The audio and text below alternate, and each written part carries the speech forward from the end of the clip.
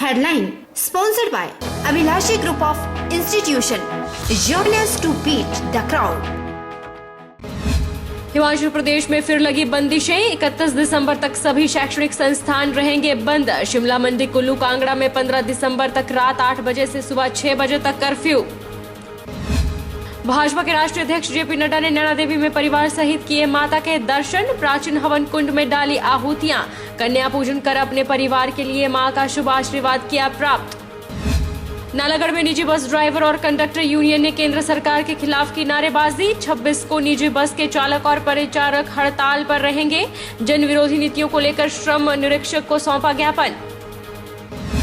और हिमाचल प्रदेश में मौसम ने फिर बदला मिजाज। ठंड का बढ़ा प्रकोप। दिन भर आसमान में छाए रहे घने बादल। मंडी शहर में हुई हल्की बूंदाबांदी।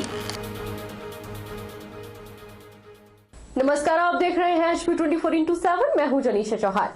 हिमाचल में कोरोना के बढ़ते मामलों को लेकर शिमला, कुल्लू, मंडी और कांगड़ा में रात 8 बजे से सुबह 6 बजे तक नाइट कर्फ्यू लगाया गया है। यह 24 नवंबर मंगलवार से लगेगा।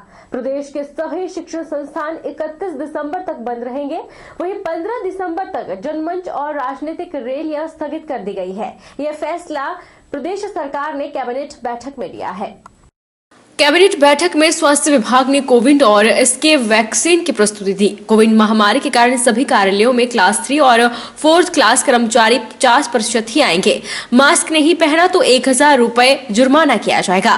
स्कूलों में 26 नवंबर से शिक्षक बच्चों को ऑनलाइन पढ़ाएंगे। ऑनलाइन पढ़ाई सर्दियों में भी जारी रहेगी। स्कूली बच्चे प्रमोट कर अगली कक्षा में जाएंगे। वहीं 10वीं और 12वीं की बोर्ड परीक्षाएं मार्च 2021 में सभी स्कूलों में होगी। 30% सिलेबस कम किया जाएगा।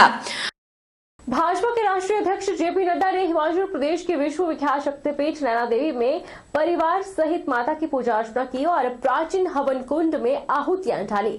साथ ही कन्या पूजन और ब्राह्मण पूजन कर अपने परिवार के लिए मां का शुभ आशीर्वाद प्राप्त किया।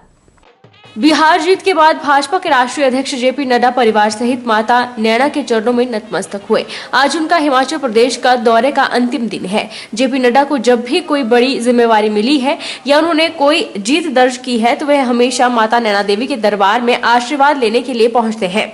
भाजपा के राष्ट्रीय अध्यक्ष जेपी नड्डा ने पत्रकारों से बातचीत करते हुए बताया कि उन्होंने माता रानी से प्रार्थना की कि वह उन्हें शक्ति प्रदान करे, जिससे वह पूरी ताकत के साथ देश के समाज की सेवा कर सके और भाजपा पार्टी को करोड़ों कार्यकर्ताओं के साथ तमाम ऊंचाइयों पर ले जा सके।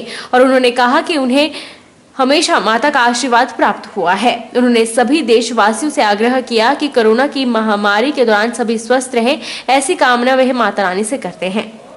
मां नैना देवी जी के आशीर्वाद प्राप्त करने का मौका मिला, भरपूर आशीर्वाद मिला है और मैं ये कह सकता हूँ कि माता जी के आशीर्वाद से परिवार में सुख शांति का के लिए और सभी निरोग रहे इसकी प्रार्थना करने के साथ साथ मैं ईश्वर से प्रार्थना करता हूँ कि आप मुझे शक्ति दें ताकि मैं पूरी ताकत के साथ समाज की सेवा कर सकूं और पार्टी को आगे बढ़ाने में पूरी हिम्मत के साथ करोड़ों कार्यकर्ताओं के साथ खड़े होकर के पार्टी के विचारधारा को यशस्वी बनाएं और पार्टी को मजबूती प्रदान करें।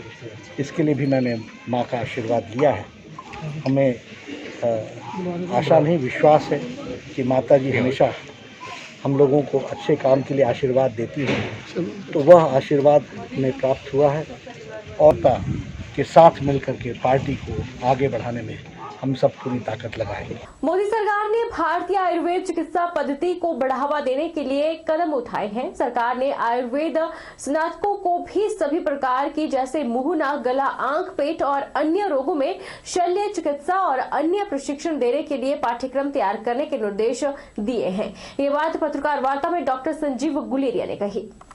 डॉक्टर संजीव गुलेरिया ने कहा कि मोदी सरकार आयुर्वेद चिकित्सा अधिकारियों को शल्य चिकित्सा का और अन्य अधिकार देने के बारे में पहल कर रही है, लेकिन एलोपैथी चिकित्सक मोदी सरकार के इस फैसले पर विरोध जता रहे हैं, जो कि देश में स्वास्थ्य सेवाओं के लिए हितकर नहीं होगा, क्योंकि देश में स्वास्थ्य सेवाएं पहले ही चरमराई हुई है। डॉक्टर संजीव गुलेरिया ने कहा कि सरकार को तुरंत आयुर्वेद स्नातकों को कैंसर, शिरोरोग, हृदय रोग, शल्य क्रिया का भी प्रशिक्षण देने का प्रावधान करना होगा।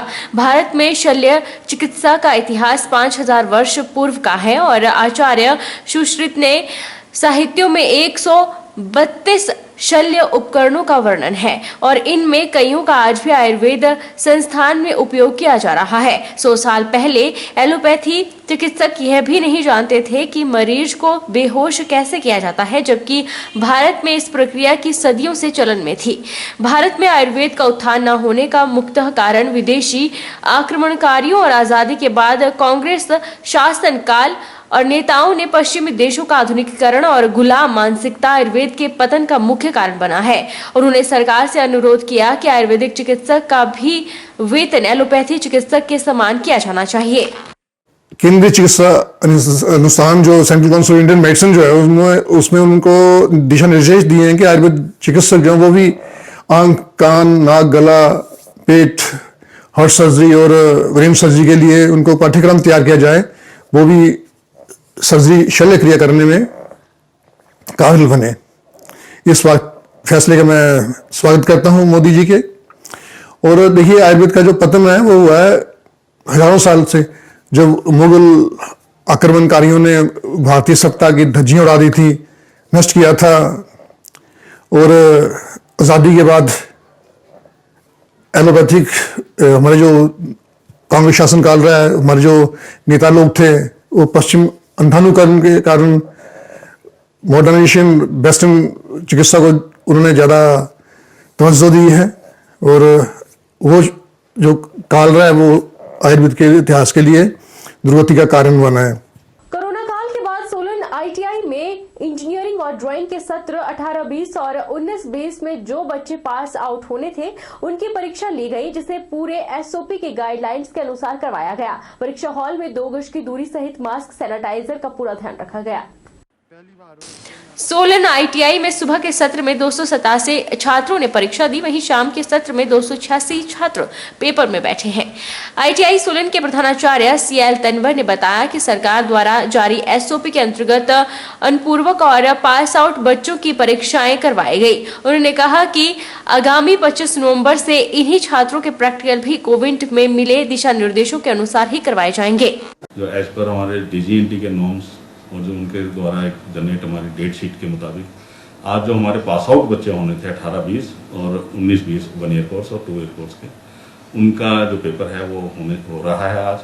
और इंजीनियरिंग ड्राइंग से रिलेटेड ये पेपर है सिर्फ। और इसमें जो सेमेस्टर सिस्टम के बच्चे थे उनका सप्लीमेंट्री, और जो इसमें 18-20 और 19-20 के जो बच्चे सप्लीमेंट्री के थे उनका भी एग्ज़ाम इसमें हो रहा है। तो करीबन आज की जो स्ट्रेंथ है करीबन 227 थी, और शाम को जो सेशन होना है 2 ईयर कोर्सेज का उनकी करीबन 286 के करीब हमारे पास अभी तक स्ट्रेंथ है, जिनका एग्ज़ाम इंजीनियरिंग ड्राइंग का होना है। और फिर 25 से इन्हीं बच्चों के पेपर जो हैं प्रैक्टिकल्स के पेपर भी होंगे।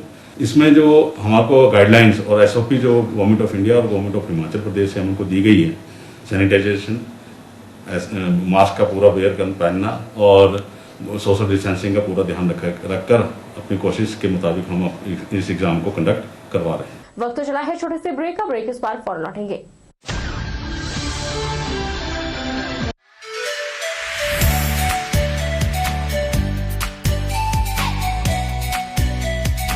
Abhilashi Group of Institution. Here you can get admission in 2020 and 21 for BTech in Civil, Mechanical, Electrical and Computer Science Engineering, Diploma in Civil, Mechanical and Electrical Engineering, B Pharmacy, B.Ed, D.L.Ed, MSc, Physics, Chemistry, Botany, A&M, GNM, BSc Nursing and Post Basic BSc Nursing courses. For detailed inquiry, please contact Abhilashi Group of Institutions near Shok, Tehsil Bald District Mandi, Himachal Pradesh.